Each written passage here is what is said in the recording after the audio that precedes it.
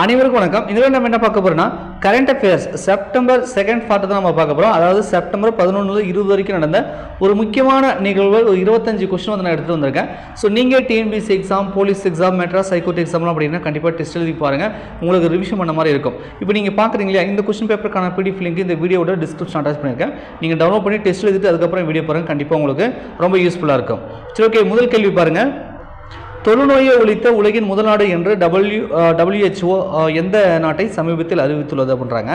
இது வந்து பார்த்தீங்கன்னா நம்ம ஜோர்டான் நாடு இருக்கு இல்லையா, இந்த நாட்டை தான் WHO உலக சுகாதார மையம் சொல்லுவோம் இல்லையா, அது வந்து தொழுநோயை ஒழித்த உலகின் முதல் நாடு அப்படின்னு சொல்லி அறிவிச்சிருக்கு. ரைட்டா? ஸோ சி ஆப்ஷன் சரி.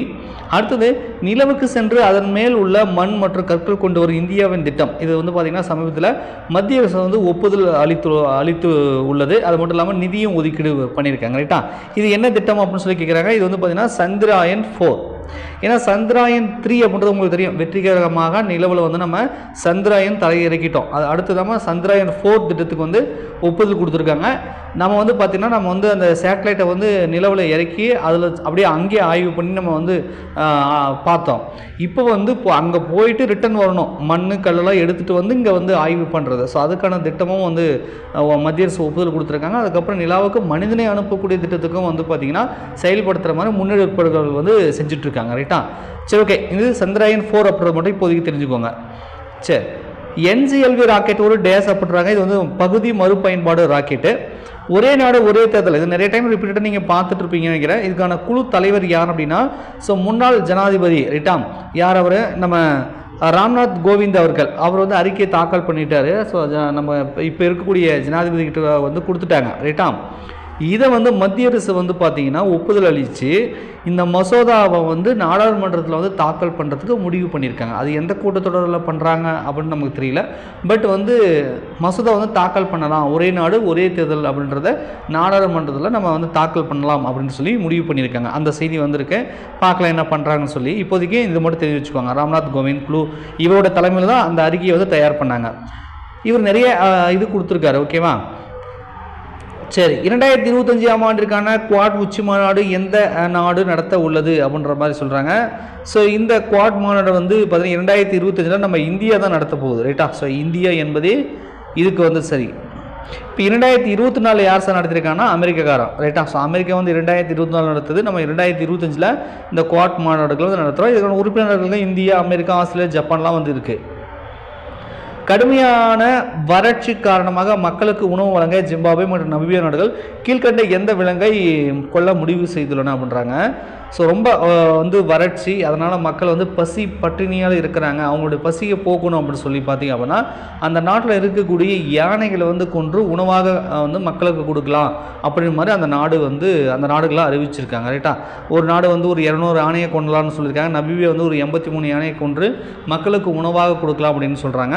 ஸோ இது வந்து உலக லெவலில் வந்து பார்த்திங்கன்னா ஒரு சோகமான ஒரு விஷயம்.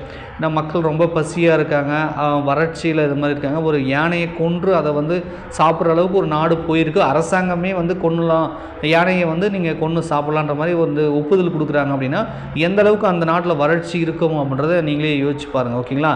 ஆனால் வந்து யானையை வந்து பார்த்திங்க அப்படின்னா ஒரு நல்ல பிராணி இல்லையா? நம்ம தெய்வீகமாக வணங்கக்கூடிய இந்தியாவெல்லாம் பார்த்திங்கன்னா மனிதர்களோட நம்ம அதை பழகிட்டா, அதை காட்டு யானைகள் ஆக்ரோஷமாக இருக்கும், பட் பழகிட்டா யானைகள் கூட ஒரு குழந்தைகள் மாதிரி நம்ம விளையாடுறது மாதிரி யூடியூப்பில் நிறைய நம்ம வீடியோ பார்ப்போம்.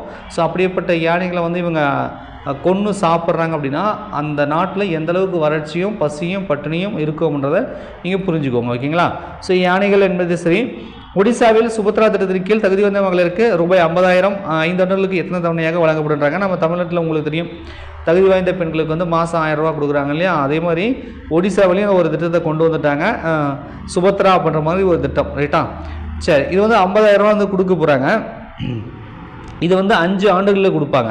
இது எத்தனை தவணையாக கொடுக்க போகிறாங்கன்னா ஒரு 10 தவணைகளில் இந்த 50,000 வந்து 5 ஆண்டுக்குள்ளே தகுதி வாய்ந்த மகளிருக்கு பெண்களுக்கு வந்து கொடுத்துருவாங்க. இப்போ நிறைய ஸ்டேட்டில் பார்த்தீங்கன்னா பெண்களுக்கெல்லாம் வந்து மாதம் வந்து இந்த மாதிரி ஊக்கத்தொகை வந்து கொடுக்குற மாதிரி வந்து பண்ணுறாங்க. ரைட்டா?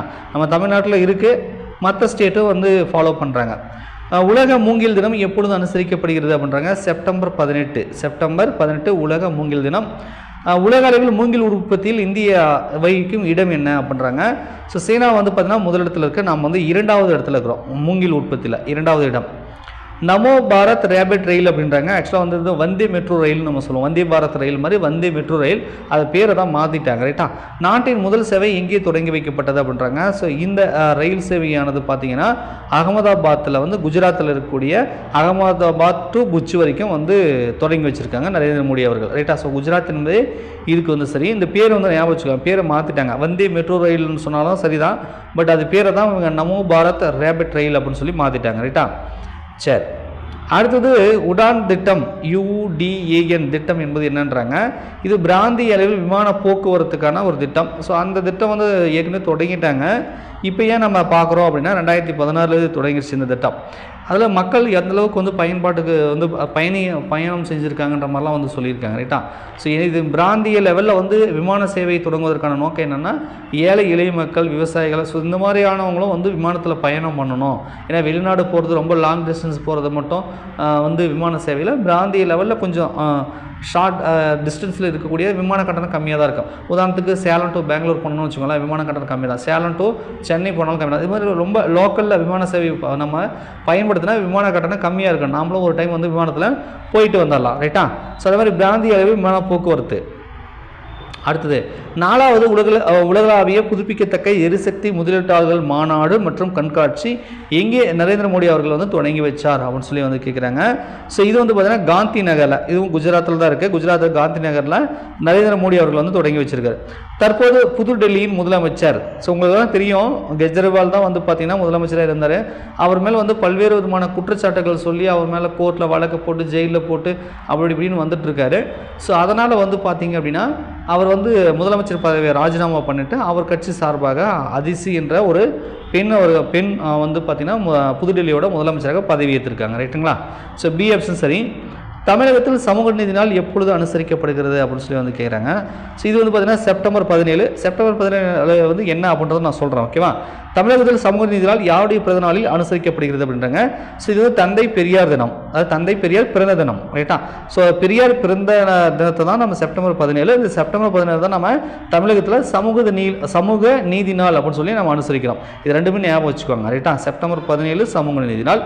அது யாருடைய பிறந்த நாள் அப்படின்னு கேட்டாங்கன்னா தந்தை பெரியாரோட பிறந்த நாள். ரைட்டா, சரி. ஜம்மு காஷ்மீர் சட்டப்பேரவை தேர்தலில் எத்தனை தொகுதிகளுக்கு நடைபெறுகிறதுன்றாங்க. யூனியன் பிரதேசமாக வந்து பிரிச்சுட்டாங்க, அந்த 370 வந்து ரத்து பண்ணிட்டாங்க. இந்த மாதிரி நிறைய சிக்கல் போனதுக்கப்புறம் பார்த்தீங்கன்னா இப்போ ரீசெண்டாக உச்சநீதிமன்றம் ஒரு தீர்ப்பு கொடுத்தது, தேர்தல் வச்சே ஆகணும்னு சொல்லி. ஸோ அதனால் வந்து தேர்தல் வைக்கிறாங்க. அந்த தேர்தல் பார்த்தீங்க அப்படின்னா 3 கட்டமாக நடத்துகிறாங்க. ரைட்டா, அதில் எத்தனை தொகுதிகள் வந்து தேர்தல் நடைபெறுகிறதுனா 90 தொகுதிகள், 90 சட்டப்பேரவை தொகுதிகளுக்கு வந்து எலெக்ஷன் வந்து 3 கட்டமாக தேர்தல் வந்து நடைபெறுகிறது. ரைட்டா, ஜம்மு காஷ்மீரில்.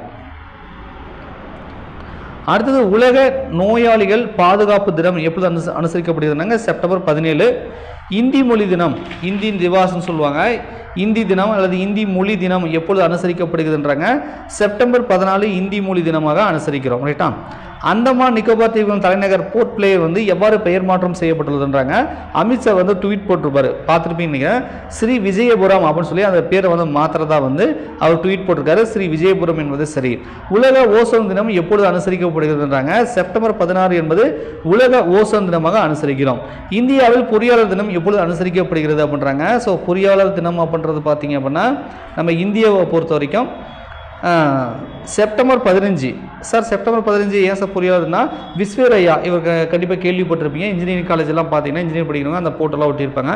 விஸ்வேரையாவோட பிறந்த நாளை தான் நம்ம பொறியாளர் இன்ஜினியர்ஸ் டே அப்படின்னு சொல்லி நம்ம அனுசரிக்கிறோம். ரைட்டா, இவருக்கு பாரத ரத்னா விருது 1955 கொடுத்துருக்காங்க. ரைட்டு, மகாகவி பாரதியாரோட இறந்த தினம் எப்பொழுது அப்படின்னு கேட்குறாங்க செப்டம்பர் 11.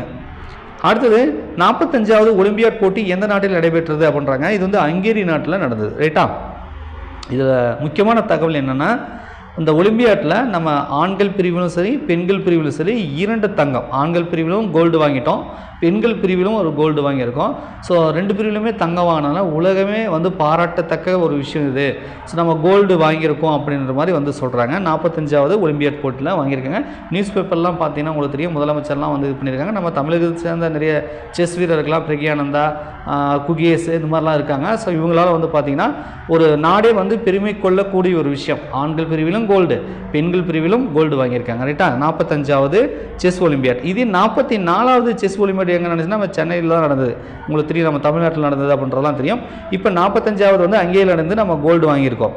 சரி, நம்ம ஸ்கூல் நம்ம ஒரு பள்ளித்திட்டத்திற்கு எந்த வங்கி 1.37 கோடி நிதி அரசு பள்ளிகளில் உள்கட்டமைப்புக்கு வழங்கியுள்ளது? அரசு பள்ளிகளில் உள்கட்டமைப்பு வசதிக்காக 1.37 கோடி வந்து ஒரு நம்ம ஸ்கூல் நம்ம ஒரு பள்ளி திட்டத்துக்காக வந்து நிதி கொடுத்துருக்கு ஒரு பேங்க்கு. அது எதுன்றாங்க எஸ்பிஐ வங்கி தான், பாரத ஸ்டேட் வங்கி. ரைட்டா? எஸ்பிஐ வங்கி தான் இந்த நிதியை வந்து கொடுத்துருக்கு தமிழகத்துக்கு.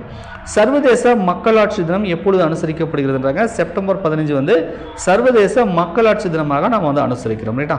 ஒரு 25 கொஸ்டின் இந்த ஒரு 10 டேஸில் நடந்த மாதிரி கொடுத்துருக்கேன். கண்டிப்பாக உங்களுக்கு இம்பார்ட்டன்ட் கொஸ்டின் எல்லாமே இது கவர் பண்ணியிருப்பேன். இது TNPSC exam, police exam, Madras high court எக்ஸாம்ஸில் அனைத்து விதமான போட்டித் தேர்வுகளுக்கும் உங்களுக்கு ரொம்ப யூஸ்ஃபுல்லாக இருக்கும்னு நான் சொல்லி நம்புகிறோம். கடைசி கேள்வி உங்களுக்கான கேள்வி. இது தனியாகவே நம்ம யூடியூப் சேனலில் தொடர்ச்சியாக பார்க்குறவங்களுக்கு தெரியும், நான் தனியாக ஒரு வீடியோவும் போட்டிருக்கேன், கம்யூனிட்டி போஸ்ட்டில் போஸ்ட் போட்டிருந்தேன், டெலகிராம், ஃபேஸ்புக்னு எல்லா இடத்துலையுமே ஷேர் பண்ணியிருப்பேன். ஸோ ரொம்ப நாளைக்கு அப்புறம் பார்த்தீங்கன்னா மெட்ராஸ் உயர்நீதிமன்றத்துக்கு தலைமை நீதிபதியை வந்து நியமனம் பண்ணியிருக்காங்க. ரைட்டா? ஸோ இதுதான் உங்களுக்கான கேள்வி. மெட்ராஸ் உயர்நீதிமன்றத்தின் தற்போது உள்ள தலைமை நீதிபதி யார்? அவருடைய பெயர் என்ன? ஸோ எந்த யூடியூப் கூகுள்லாம் சர்ச் பண்ணாமல் டக்குன்னு உங்கள் மனசில் அதுக்கான பதில் தெரிஞ்சதுன்னா கமெண்ட்ஸில் கமெண்ட் பண்ணுங்கள். தொடர்ச்சியாக கரண்ட் அஃபேர்ஸ் வந்து நீங்கள் ரிவிஷன் பண்ணுறதுக்கு நம்ம சேனலை மறக்காமல் சப்ஸ்கிரைப் பண்ணி ஃபாலோ பண்ணிக்கோங்க. நன்றி, வணக்கம்.